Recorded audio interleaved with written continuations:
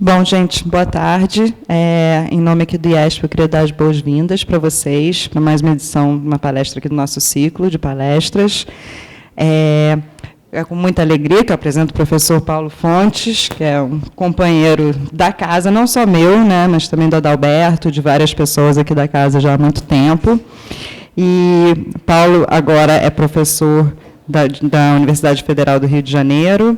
Ele tem de graduação em História pela USP, mestrado e doutorado em História Social pela Unicamp, e ele é autor de um livro chamado Nordeste em São Paulo, que é um livro lindo, maravilhoso, que eu sempre falo aos meus alunos lerem, que também levou o prêmio da Brasa, e foi traduzido para inglês. Além disso, ele tem uma atuação gigantesca, né, na Associação Nacional de História, foi coordenador do GT de Mundos do Trabalho, um zilhão de coisas, professor, pesquisador do CNPq, foi professor do CPDOC há anos e anos, e cadê? O que eu queria era pegar aqui. Está aqui. Foi professor visitante nas universidades de Duke e Princeton, nos Estados Unidos, e do International Institute of Social History em Amsterdã, na Holanda, em 2013, e no Rework da Humboldt University, em Berlim. É isso. Ou seja, e hoje ele está aqui para falar para a gente sobre, né, desafios e perspectivas da história do trabalho no Brasil. Obrigada, Paulinho. Bem, boa tarde. Tem que falar aqui, né? Boa tarde. Me orientando aí, né? Boa tarde a todas e todos. Uma satisfação muito grande estar aqui. Obrigado pela presença. Gostaria mesmo de agradecer o convite, estar aqui no IESP. É uma honra. Agradecer em particular a Mariana pelo convite. Quando a gente combinou um pouco o que eu ia falar, né, foi antes das eleições, etc. Então, se eu soubesse, eu tinha mudado o tema. Mas, porque eu sabia que ia apresentar expectativas que eu não conseguirei cumprir. Mas a ideia, na verdade, era apresentar um pouco esse campo de estudos de história social do trabalho, que é um campo que eu sei que é caro à casa, aqui ao IESP, né? Há vários pesquisadores aqui que dialogam com esse campo. Eu vou falar um pouquinho sobre isso já, com mais detalhe. Mas a ideia era apresentar um pouco em que pé um pouco o estado da arte desse campo no período mais recente. E, para isso, eu vou fazer uma apresentação mais ou menos breve, sei lá, meia hora no máximo. A Mariana não me deu tempo, mas, enfim, meia hora no máximo, porque seria legal, na verdade, a gente, como nós somos um grupo pequeno, etc., ter espaço para a gente trocar ideia, ouvir perguntas, enfim, debater um pouquinho. Mas, basicamente, a minha ideia é apresentar um pouco a constituição desse campo específico, né, na área de história, né, pegar um pouco a constituição desse campo da história social do trabalho. Então, talvez eu seja até, falando com sociólogos aqui da casa, eu seja até redundante em algumas coisas, mas, enfim, eu vou contar um pouco a história de como esse campo se constituiu, para falar um pouco do seu desenvolvimento mais recente, né? E a ideia é terminar apontando aí alguns desafios, algumas perspectivas para esse campo. Óbvio que,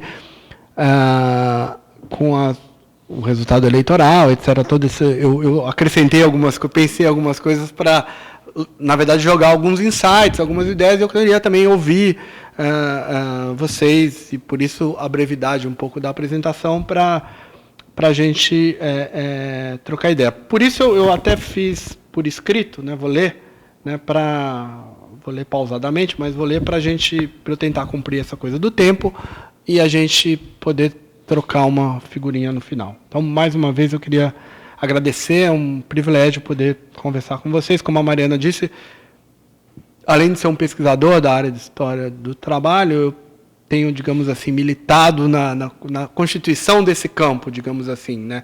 Nas associações, fui coordenador do GT, que é um espaço importante. Então, é uma fala um pouco reflexiva nesse sentido, né? De falar um pouco... O meu trabalho vai estar um pouco no meio, mas, na verdade, é uma fala sobre o campo, que eu acho que tem, eu vou falar mais disso no final, acho que tem esse desafio um pouco de conversar a partir da área de história com as ciências sociais sobre esse tema que foi tão clássico durante muito tempo e que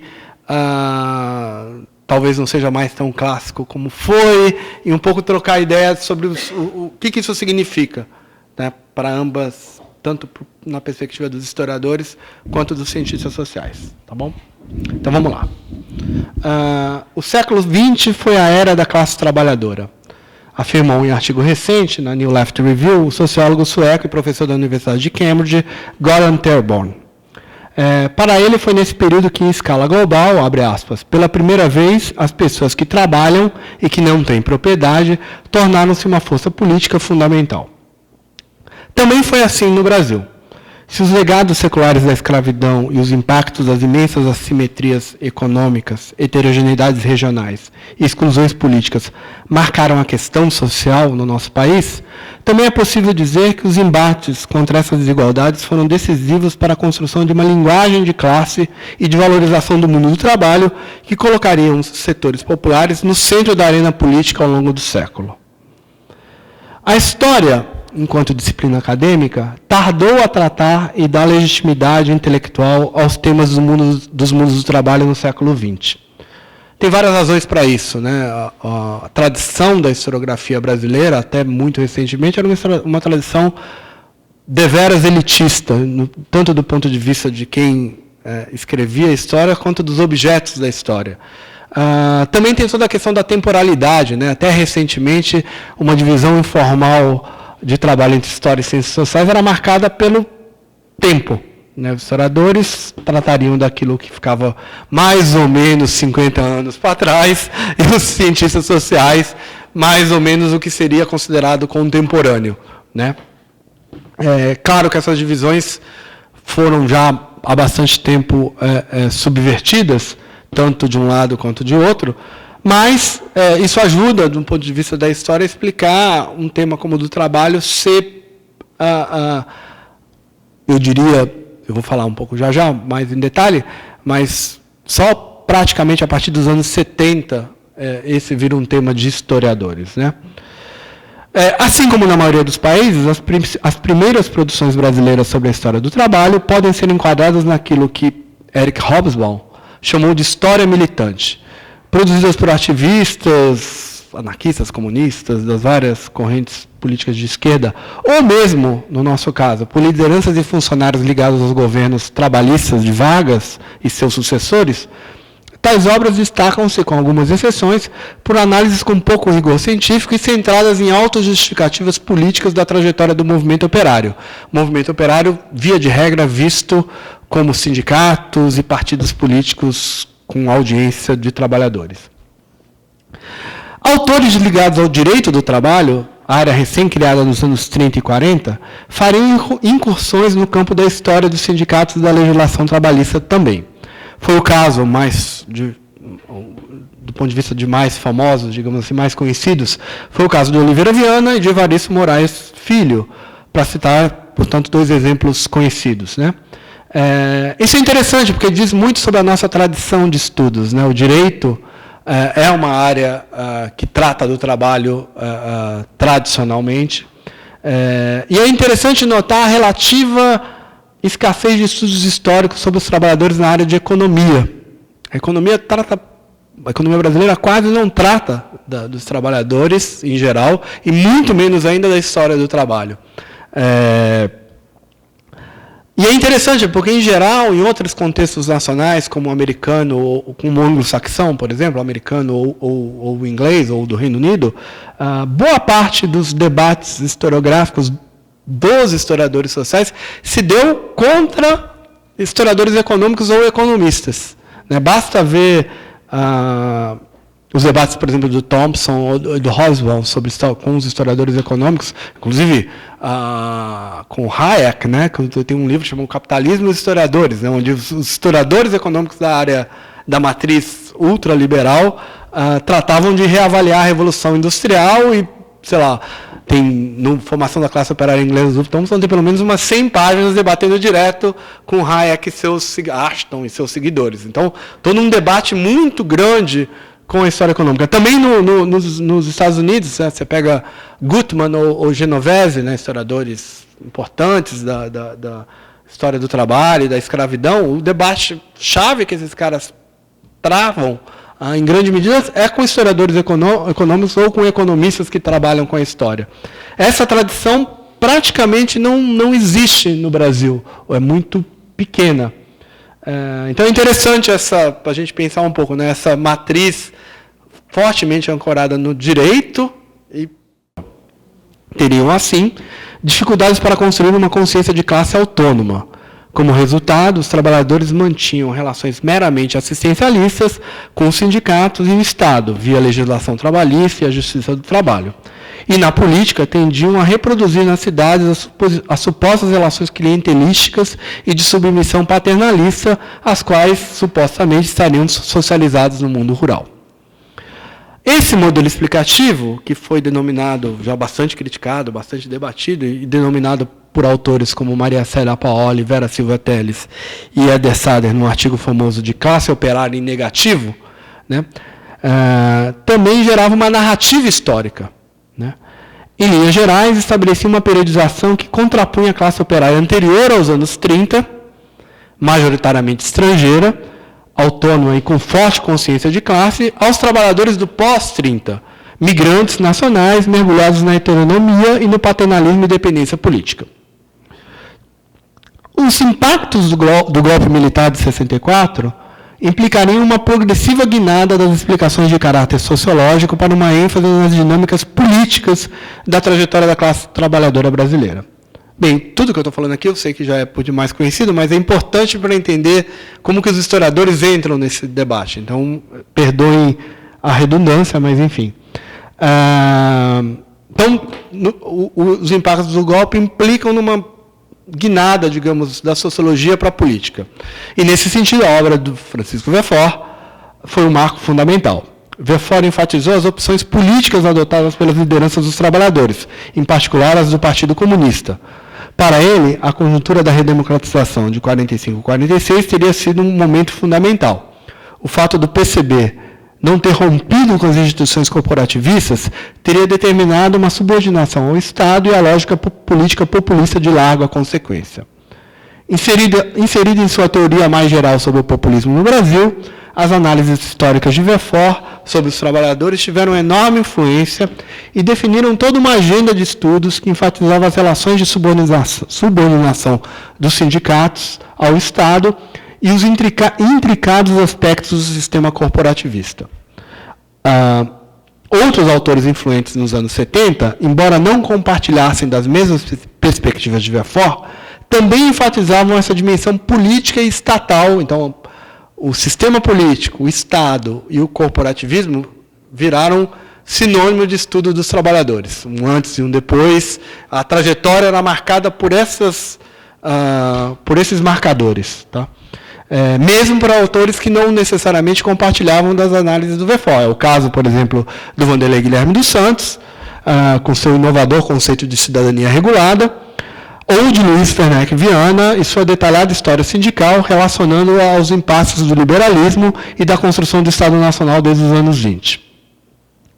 Bem, o final da década de 70 e início dos 80 testemunhou um boom na produção acadêmica sobre a história dos trabalhadores e trabalhadoras no Brasil, com contundentes críticas e revisões às tradições anteriores. Então, tudo isso que eu falei agora leva alvo de uma crítica forte na virada dos anos 70 e durante todos os anos 80. Né? As correlações diretas entre determinações estruturais ou escolhas políticas das lideranças e o comportamento e a ação dos trabalhadores foram fortemente questionadas. Então, os próprios marcadores passaram a ser questionados. Né? Considerada como sujeito político, defendia-se uma agenda de análise da história da classe para além do movimento operário organizado e que levasse fortemente em conta as experiências, visões de mundo e cultura dos trabalhadores comuns. Então, de um lado, você tem um questionamento desses parâmetros agora considerados tradicionais e, de outro lado, uma ideia de história dos trabalhadores que ultrapassasse os limites das suas organizações, né? Naquele momento, a história do trabalho ampliou seu espaço de legitimidade e respeitabilidade, passando cada vez mais a ser produzida no campo da história como disciplina acadêmica, embora sua característica interdisciplinar se mantenha até os dias de hoje. Eu vou voltar nesse ponto mais ao final, essa questão da interdisciplinaridade, mas o ponto é que, nesse momento que eu estou apontando, a história do trabalho passa a ser considerado um tema legítimo, importante na história, na disciplina histórica. Tá?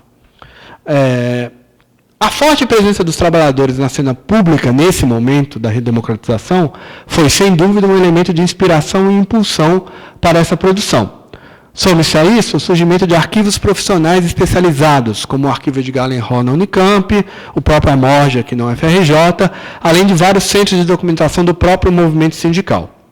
Do ponto de vista mais diretamente acadêmico, é fundamental destacar a crescente influência de perspectivas historiográficas e teóricas, à época inovadoras, na abordagem da história do trabalho, em particular a inspiração da chamada historiografia marxista britânica. E, óbvio, nesse sentido, por demais conhecido que a obra de D.P. Thompson, com a sua ênfase na experiência dos trabalhadores e na importância dos aspectos culturais nos processos de formação de classe, foi e continua sendo uma referência essencial. Naquela conjuntura, mas é importante lembrar que naquela conjuntura específica do final dos 70 e durante os 80, é importante lembrar que outros autores, como Cornelius Castoriadis e sua crítica à teleologia marxista, ou Michel Foucault, com sua ênfase nos mecanismos disciplinadores, também eram autores bastante influentes. Então, é comum você achar em trabalho dos anos 80 uma certa mistura heterodoxa, que é bastante peculiar ao Brasil, na verdade, a produção historiográfica brasileira, onde você tem Thompson, Foucault, Castoriadis, autores que são referenciados como marcos teóricos, e que, enfim, depois tem toda uma crítica se essas coisas se misturam ou não, etc., mas que tinha muito a ver com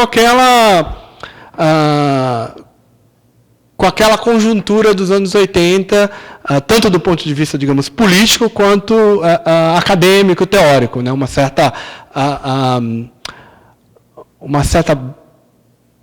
certo questionamento aos marcos, especialmente de um marxismo considerado ortodoxo, ou mesmo aos marcos de uma certa ideia da teoria da dependência. Então, há toda autores que, de alguma forma, questionassem aqueles marcos eram trazidos e misturados um pouco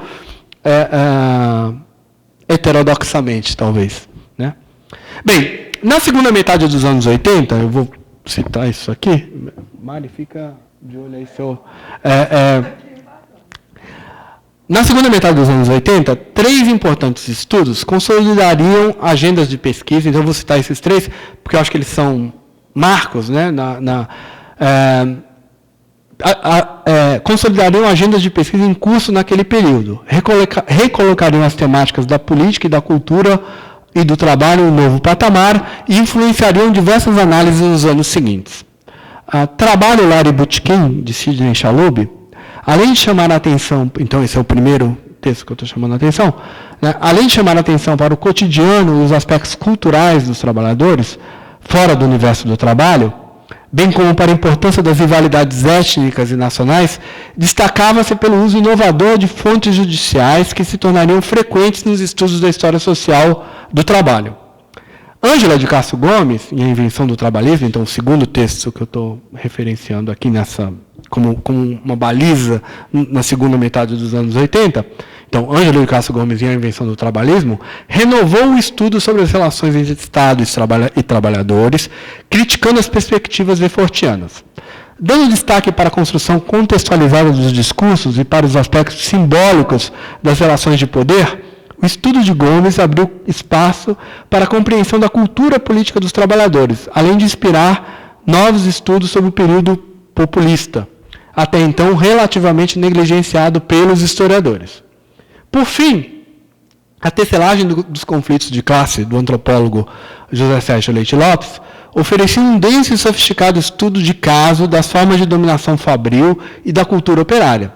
Estudando uma grande empresa de Pernambuco, num largo período de tempo, Leite Lopes demonstrou como os trabalhadores foram capazes de ressignificar cultural e politicamente o paternalismo industrial, dando novos significados a esses mecanismos de controle, o que muitas vezes resultou em conflitos e lutas sociais. A tecelagem teve enorme influência em uma série de estudos monográficos sobre trabalhadores de variadas empresas nacionais, questionando e ampliando bastante nossa visão sobre o processo de industrialização do país. Então, esses 3 estudos, meio que, a meu ver, marcariam uma certa agenda de estudos para os 20 anos, para os 15 anos seguintes. Né? Interessante pensar que essa marca interdisciplinar que eu estou tratando aparece aqui. Né? O Cine Chaluba é um estudo feito na história. A Ângela é uma historiadora, mas que faz um estudo aqui, né, nessa casa, na ciência política, usando a documentação do CPDOC, que era uma instituição com forte caráter interdisciplinar também, por si só, e o Zé Sérgio, que no Museu Nacional vai para a história, né, no grande projeto que eles têm sobre Pernambuco, mas faz algo um pouco diferente do que o Moacir, a Lígia, Sigô e outros faziam, que estavam pegando trabalhadores rurais, ele vai para trabalhadores industriais. Enfim, então, é interessante pensar também do ponto de vista das trajetórias disciplinares, como que esses estudos que marcam a história, que rediscutem a história do trabalho, têm essa marca, digamos, multidisciplinar, por assim dizer. Né? Bem, nas últimas 2 décadas, então, falando um pouco mais do campo agora, né? Nas últimas 2 décadas, a produção acadêmica em História Social do Trabalho expandiu-se e renovou-se. Do ponto de vista teórico e metodológico, houve uma diversificação de intercâmbios e debates para além da tradicional importância do marxismo britânico, que continua sendo um referencial, obviamente, importante. E eu não vou falar muito aqui, mas a gente pode até comentar um pouco, né? Isso implicou a todo um debate importante na história social do trabalho internacionalmente, nos anos 90, que passa pela chamada guinada pós-moderna, pós-estruturalista, que chega a questionar, inclusive, a possibilidade de uma história do trabalho. No limite, alguns estudos chegam a questionar a própria possibilidade da história, eu diria. Mas, enfim, sem ir tão longe, é curioso pensar que essa guinada ela tem pouca ressonância no Brasil. A gente pode até levantar algumas hipóteses no final sobre o porquê disso, se você tiver interesse. Na verdade, aqui você vai ter outros marcos teóricos na historiografia e na teoria social que acabam dialogando, questionando, mas, em geral, fazendo um certo amálgama com essa tradição anterior.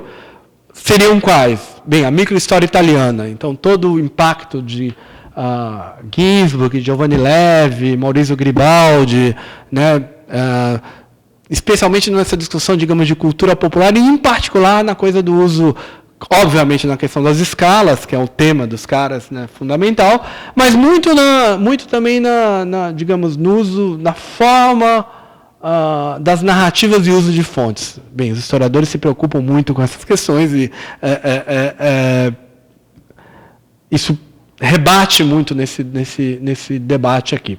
Também os debates da história cultural, né, os famosos Chartier, Darton, né, esse debate Chartier-Darton, né, que eu sei que impacta outras áreas do conhecimento, também tem um peso aqui. Também os estudos de gênero, e o gênero é um capítulo à parte que vale a pena a gente, ao final, eu vou falar um pouquinho, porque no campo historiográfico, embora haja uma influência de estudos de gênero, John Scott, Michel Perrault, que começam muito na história do trabalho. É bom lembrar que tanto a microhistória, tanto os historiadores italianos da microhistória e da história oral, como eu vou falar agora, quanto os estudos de gênero, muitos deles começam no campo da história do trabalho, né? E é curioso pensar que, no caso brasileiro, né, na historiografia, tem um certo apartheid entre estudo de gênero e estudo do trabalho, que tem a ver com a coisa, me parece, da tradição pós-moderna, da crítica pós-moderna. O gênero acaba, no caso brasileiro, da historiografia brasileira, adentrando muito mais a crítica pós-moderna do que os estudos do trabalho. Isso acaba determinando uma certa cisão que agora, mais recentemente, começa a ser bastante questionada, bastante mais que durante 20 anos meio que significou departamentos diferentes, visões, rebateu, digamos, nos aspectos institucionais da disciplina.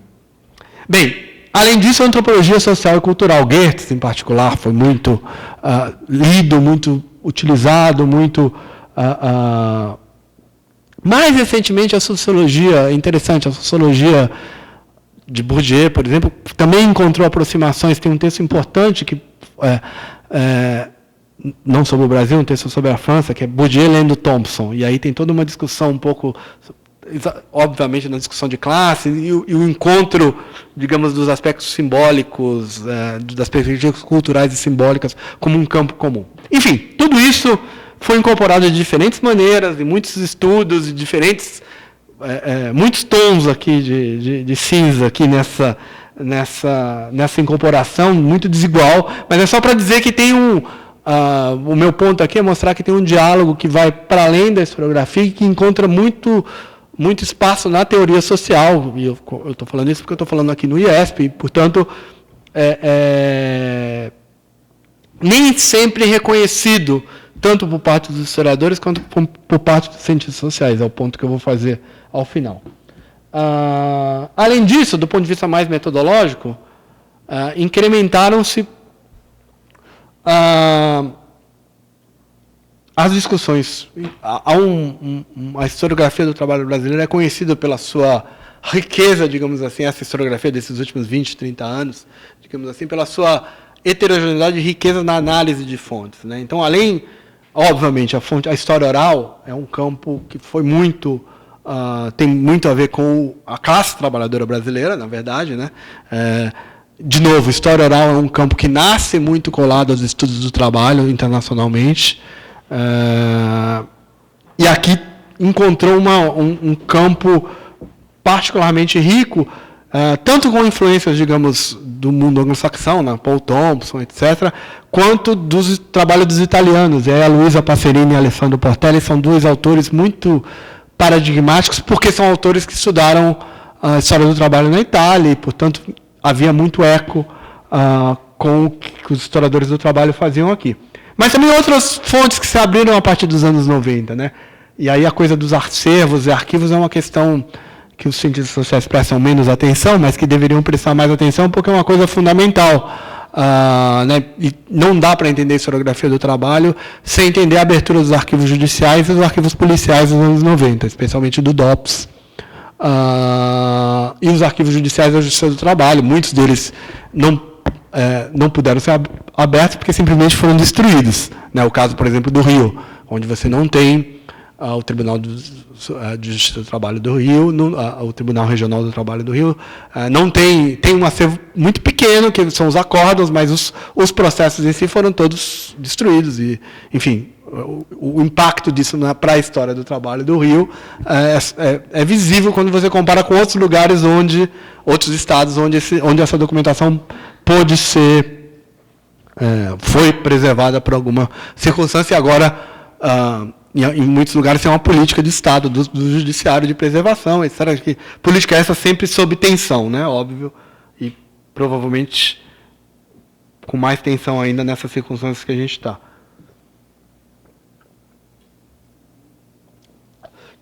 Bem, tudo isso tornou mais sofisticado e elaborado as discussões metodológicas dos historiadores do trabalho também. Além disso, a história do trabalho tornou-se uma importante referência nos debates da chamada Global Labor History. Então, assim como outros campos da história, né, a partir da virada dos anos 90 para os anos 2000, há toda uma nova moda, vamos dizer assim, no debate internacional, que é a tal da Global History. E há também, digamos, a vertente da Global Labor History, né, esse instituto que eu tive a oportunidade de ser visiting scholar lá de Amsterdã, International Institute of Social History, em Amsterdã, é o centro de referência dessa discussão de Global Labor History.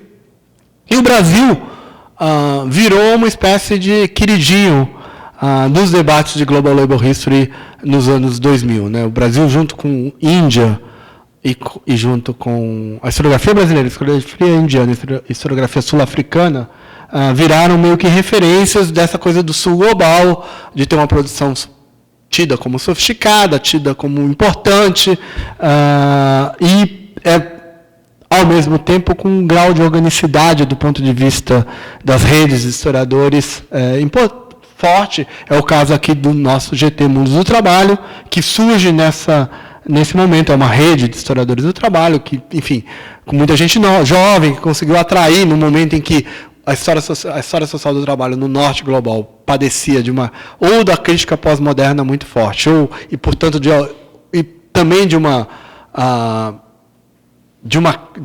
crise de identidade muito forte, dada também pelas circunstâncias políticas da crise da esquerda, da social-democracia, dos sindicatos, etc., etc. Mais ou menos muitos acadêmicos do norte viram Brasil, África do Sul e Índia como uma espécie de lugares de renovação, e há um certo culto, ao meu ver, às vezes até exagerado, mas, enfim, de exemplos de espaços de fronteira da disciplina em nível internacional. Claro, né? Espera aí, só um instantinho. Por que isso, né? Para além, digamos, das razões geopolíticas da academia internacional, né? Tem a ver com um pouco do que é essa produção contemporânea, né? Porque, como eu disse, né, esses últimos 20 anos foi um período de ampliação, de alargamento do próprio objeto, do próprio sujeito, do que a história social do trabalho trata, né? Indo muito além na tradicional ênfase no trabalhador industrial masculino, né? Trabalhadores rurais, trabalhadores e trabalhadoras rurais, domésticos, do sexo, do setor informal, entre várias outras possibilidades, definitivamente adentraram no interesse nas narrativas da história do trabalho. Cabe destacar as fortes tentativas de derrubar o que o Sidney Chalub e o Fernando Teixeira da Silva denominaram, numa má metáfora, na minha opinião, mas, enfim, ficou conhecida como a queda do muro de Berlim historiográfico. Ou seja, as tentativas de integrar a história da escravidão como parte fundamental da história do trabalho brasileiro. Então, esse é um tema muito forte, muito reconhecido internacionalmente. A história da escravidão e a história do trabalho, tradicionalmente no Brasil, foram construídas como disciplinas, como subdisciplinas apartadas. A história da escravidão é uma coisa, a história do trabalho seria basicamente a história do trabalho livre, né?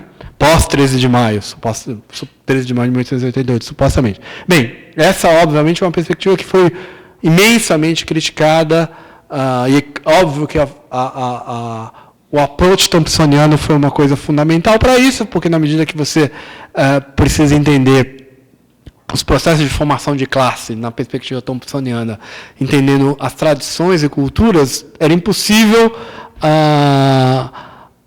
não ver a escravidão e as formas de luta na escravidão e as formas de organização social dos escravos, etc., e dos libertos, como parte da história do trabalho.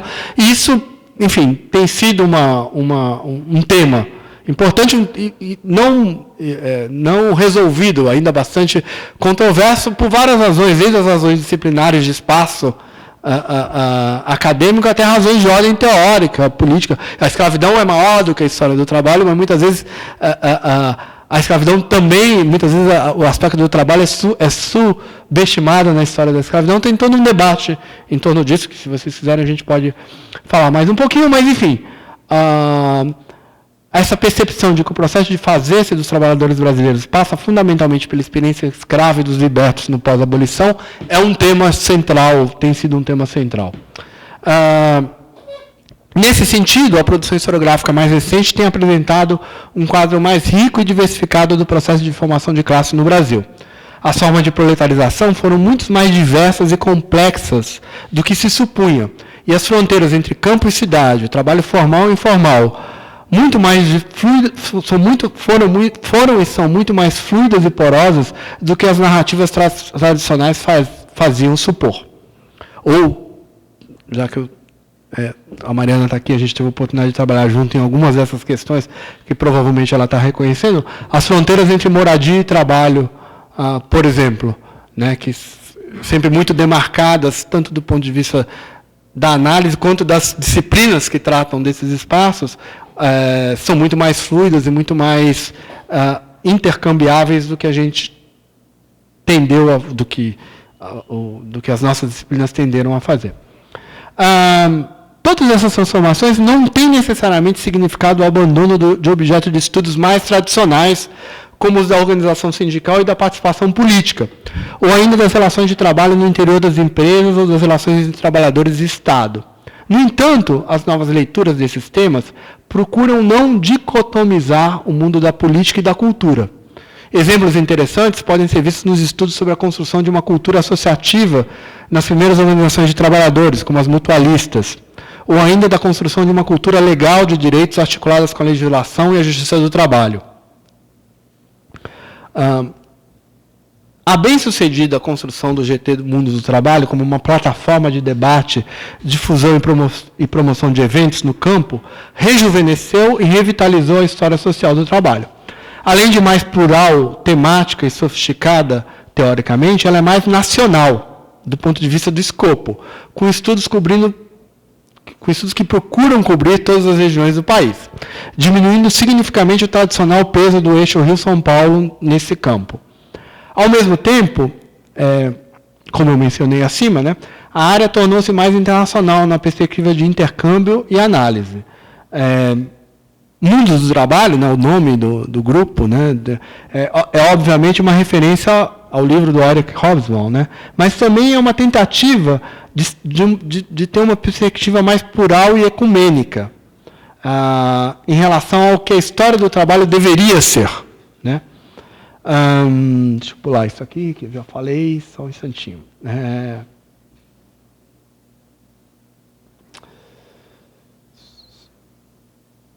eu pegar uma coisa. Então, essa, digamos, internacionalização tem implicado, e obviamente, acho que vale a pena mencionar isso aqui como um rápido parênteses, obviamente que essa internacionalização não é só desse campo, e ela tem muito a ver com o que aconteceu no Brasil no primeira década do século XXI. Né? A academia toda brasileira ficou mais internacionalizada, ela ganhou mais recursos, ela pôde entrar no debate internacional, me parece, menos como uma academia. Digamos, nós éramos a vanguarda do Sul global, num certo sentido, do ponto de vista, uma das vanguardas do Sul global, do ponto de vista de que em termos de ter recursos para pesquisa, de ter recursos para viajar, então isso tudo impactou esse campo justamente no momento em que estava se fazendo uma discussão internacional sobre Global Labor History. Né? Então, um exemplo disso, eu tive a oportunidade agora, a minha fala aqui tem a ver um pouco com a apresentação essa revista International Review of Social History, é uma das mais importantes do campo, e eles comissionaram um número especial sobre a história do trabalho no Brasil, do qual eu fui um dos organizadores, que reflete um pouco isso que eu estou dizendo, um pouco esse momentum que certamente já passou, mas esse momentum se vocês quiserem dar uma olhada, como o grupo é pequeno, dá para dar uma certa noção. Eu já estou caminhando para o fim aqui.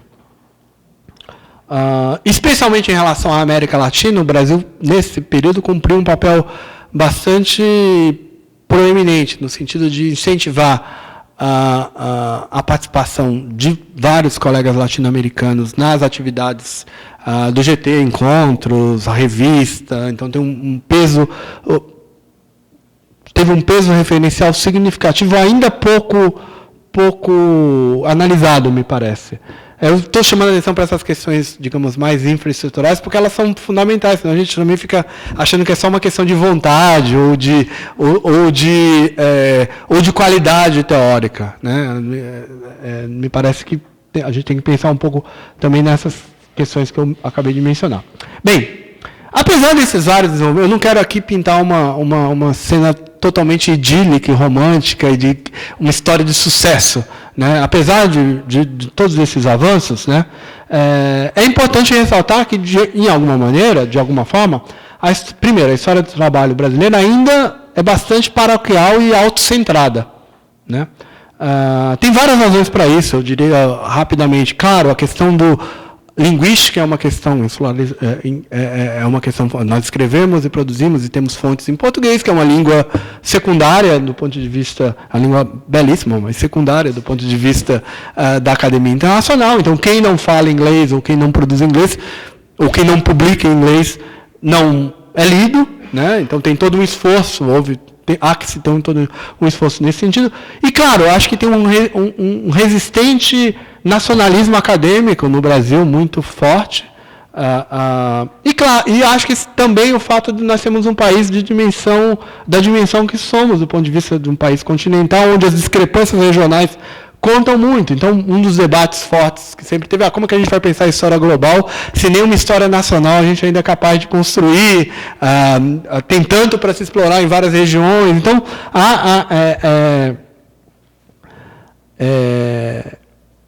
num país onde o espaço para uma história local e nacional ainda é tão... há tanto a ser explorado, a ideia de história global muitas vezes parece uma mera retórica quixotesca, né? Além disso, do ponto de vista da história global, mais especificamente, né, tem muito ceticismo e desconfiança, e várias desconfianças, algumas delas com algum fundamento em relação a esse rótulo, né? Eu mesmo apresentei aqui como uma espécie, botei entre aspas, uma espécie de modismo, né? Primeiro, a própria ideia de que essa coisa do global é uma novidade absoluta, né? Isso tem sido muito questionado nos vários campos historiográficos, né? E muitas vezes visto, ainda mais se tratando de países, mesmo com o nosso insularismo nacional, em países que tiveram a tradição da teoria da dependência ou de um latino-americanismo, ou seja, há tradições intelectuais que sempre pensaram o país para além das fronteiras nacionais. Então, muitas vezes isso é visto como um típico exagero, ou, como eu disse, uma nova moda acadêmica vinda do norte global, né?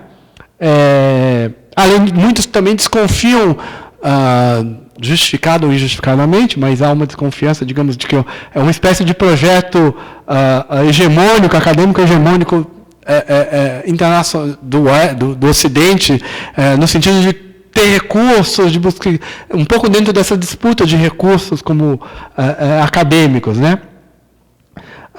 E aí também muitas ênfases nas óbvias assimetrias e hierarquias acadêmicas entre o norte e o sul, né? Não só a questão da língua, mas a questão também da distribuição de recursos, etc, etc. Como eu falei, é curioso a posição, pelo menos durante alguns anos, a posição do Brasil foi uma posição um pouco curiosa, de um certo lugar intermediário nessas assimetrias. Mas, do ponto de vista mais teórico, né, há muita preocupação no que se diz em relação à história global como uma espécie, em particular a história do global do trabalho, né, como algo que estaria diluindo, na medida que a política, em grande medida, na sua maior medida, ainda é feita dentro dos marcos do Estado Nacional, né, em que medida uma história global, na verdade, não estaria diluindo o campo da política, despolitizando um campo como o campo da história do trabalho, que em particular em países como o Brasil e a América Latina,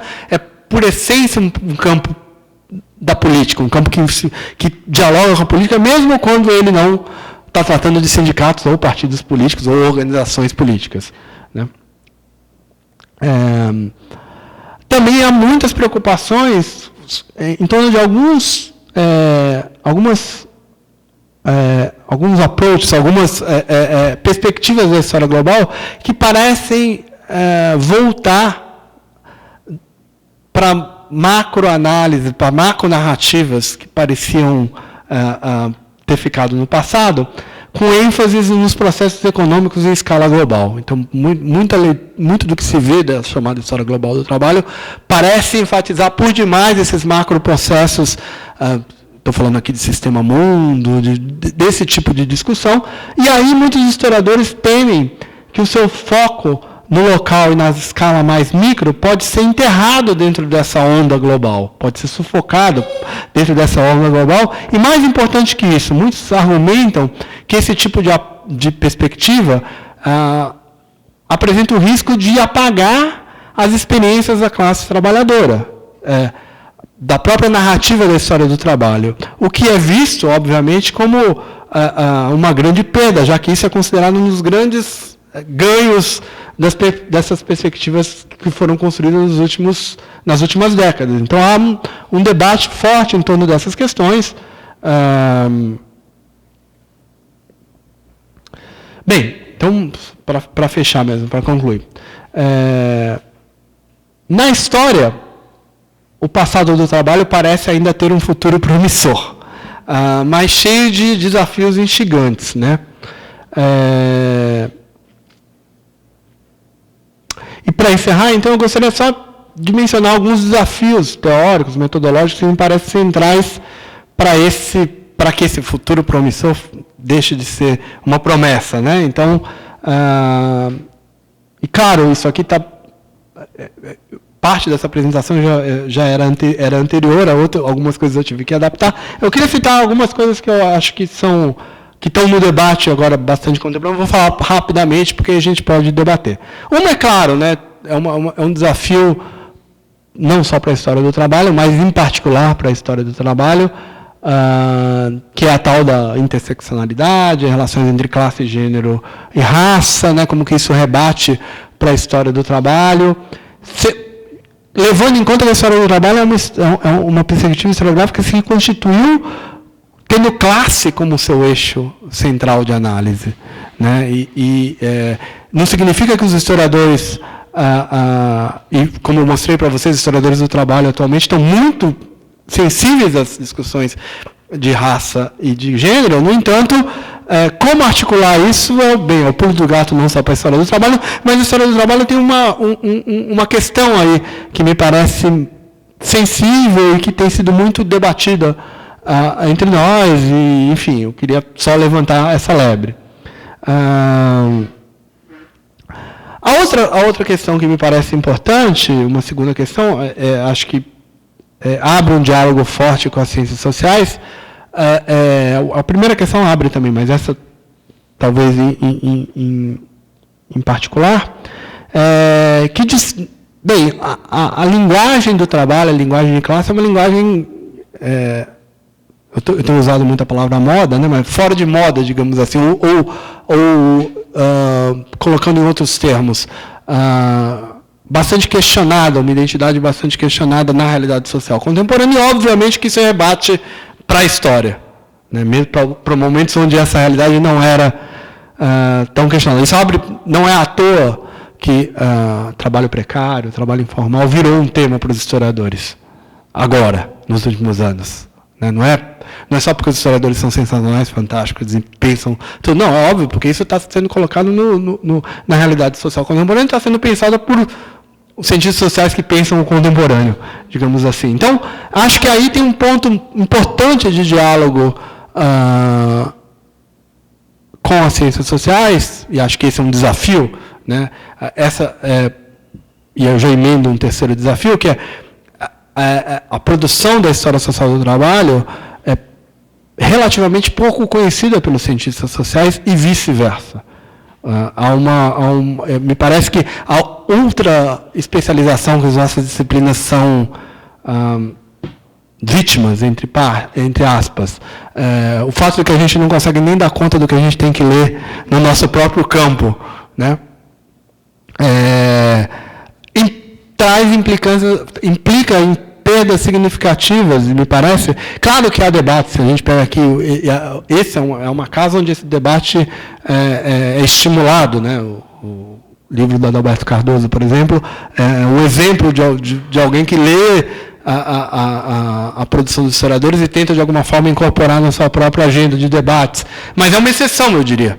Né? E vale para os historiadores também, que muitas vezes, vale talvez até mais para os historiadores, que mergulhados nos seus casos, leem, há um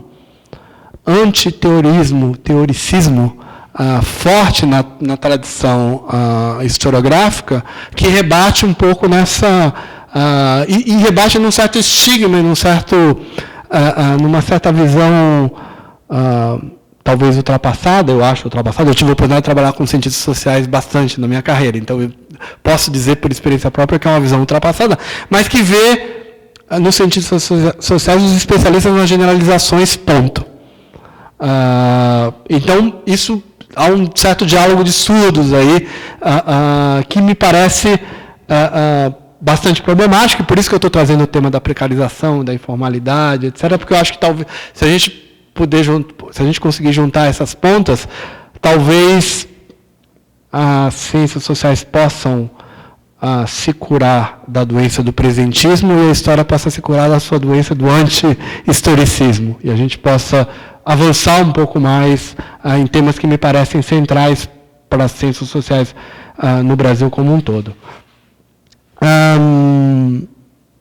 Esse era um bom término, né? Só que eu tinha mais coisa para falar. Estava tão bonito acabar assim. Não, o último ponto, tem outras provocações mais, mas eu vou encerrar aqui, porque senão eu falo demais. Que me parece importante nessa conjuntura que a gente está vivendo, tem a ver com o que eu acabei de falar, que é pensar, o que eu chamo de pensar novas sínteses. Né? Em grande medida, a história do trabalho conhecida por boa parte dos não especialistas, mesmo acadêmicos, é ainda, em grande medida, a história do trabalho Wehrfortiana, eu diria. Essa é a versão que, se perguntar 9 em cada 10 acadêmicos da área de humanidades, tirando os historiadores do trabalho, obviamente, ou seja, tem essa questão do diálogo, mas que ela repercute, me parece, numa narrativa sobre a própria história do país. E aí eu trago essa questão um pouco da história pública, do que a gente tem chamado de história pública, ou seja, como pensar, em particular na área de história do trabalho, mas acho que isso vale para todas as ciências sociais, vale para todas as humanidades, e em particular nesse momento que a gente vive, como que a gente pensa isso para além dos muros da universidade, como que a gente vai além das fórmulas antigas de divulgação, e nós não fosse por outras razões, a gente teria que ver isso, porque isso está no debate público, está no debate político. Né? Eu não tenho dúvidas que áreas como história do trabalho, história de gênero, história da ditadura militar, são 3 alvos centrais de qualquer política nova que, infelizmente, o MEC, ou o Ministério da Ciência e Tecnologia, ou quem vai gerir a política de pesquisa no país, vai, de alguma forma, atacar, estigmatizar, e, portanto, as condições de produção vão se tornar muito piores, que já não estão boas nos últimos anos, vão se tornar certamente muito piores, porque há toda uma questão política envolvida aqui, e acho que essa é uma discussão que era importante a gente ter, especialmente nessas áreas onde a sensibilidade, o nervo está mais exposto, digamos assim. Então, acho que essa é uma preocupação pessoal minha há muito tempo, né, de como pensar essa discussão de história pública, de como articular a produção acadêmica com as narrativas mais gerais, e que tem a ver com isso que eu chamo de novas sínteses. Por isso que eu acho que também por isso o debate com os cientistas sociais é fundamental. Porque, o país vai fazer 200 anos de independência em 2022, infelizmente, não sei se dura até lá, mas, enfim, com um governo que tem toda uma narrativa sobre a história do país, onde várias das coisas que eu falei aqui simplesmente não cabem e não entrarão na narrativa sobre os nossos 200 anos. Né? Então, acho que essa é uma questão que me angustia e que acho que vale a pena a gente trocar uma ideia também. Então, era isso, desculpa esse caos do final dos desafios, mas a gente pode, enfim, no debate aqui, conversar um pouco mais. Muito obrigado pela oportunidade mais uma vez. Valeu.